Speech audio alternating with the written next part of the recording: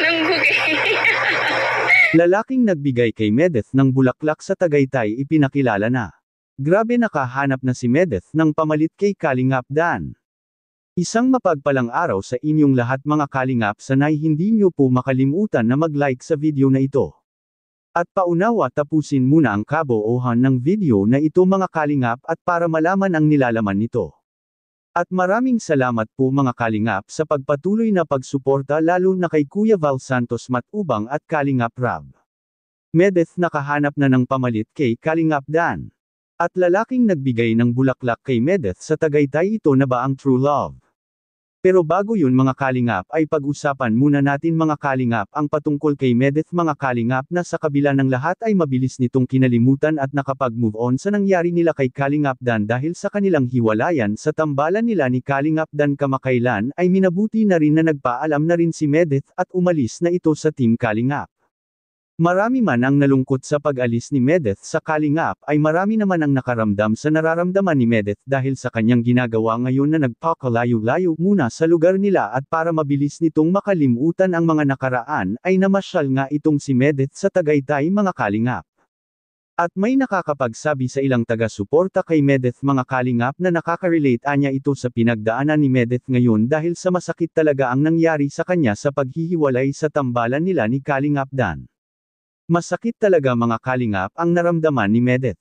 At bakit? Dahil sa kahit sa kaunting panahon na nagsasama at nagkasama sila sa mga serye ay kahit papaano meron rin kasi silang mga happy memories na mahirap makakalimutan ni Medeth mga Kalingap. Kahit na nga sa mga ilang taga-subaybay ng Dandith karamihan sobrang nasasaktan talaga dahil sa sobrang expect nila na magkakatuloyin ang dalawa dahil hindi naman natin mapagkakaila mga Kalingap na si Medeth at Kalingap Dan ay bagay na bagay talaga silang dalawa mga Kalingap. At mas lalo pa na silang dalawa mga Kalingap ay nasa tamang gulang na at hindi na ito mga minor age. Kaya nang dahil dito maraming gusto na magkaligawan na sana silang dalawa ni Medeth at Kalingap Dan. At may isang taga-hanga kay Medeth mga Kalingap na nagbigay payo sa kabila ng kasiyahan ni Medeth sa natanggap nitong bulaklak ay nakapagsabi ang ilan na ito dapat ang ipapakita ni Medeth sa lahat na ang maging masaya palagi at hindi magpapa-apekto sa mga nangyayari dahil mas makakahanap pa anya si Medeth ng mas gwapo at mabait na para talaga kay Medeth mga Kalingap. Hindi tulad anya sa nakaraan ni Medeth na hindi siya ipinaglaban nito mga Kalingap. Naipagsabi nga ni Medeth kamakailan na ang gusto nito sa isang lalaki ay ang hindi lang ang pagiging lalaki nito sa samahan nilang dalawa kundi ang magugustuhan niya talaga na kaya siyang protektahan at ipaglaban sa huli mga Kalingap. Ang sinasabing ito ni Medeth ay maaring pinaparinig niya ito kay Kalingap Dan dahil hindi naman talaga kinaya ni Kalingap Dan ang mga pambabash sa kanilang tambalan at kaya naisipan na lang na buwagin na lang at para matigil na ang mga pambabash sa kanilang dalawa mga Kalingap, at sa kabilang dako naman mga Kalingap Medeth binigyan ng bulaklak at nahanap na niya ang true love. Makikita po natin sa video.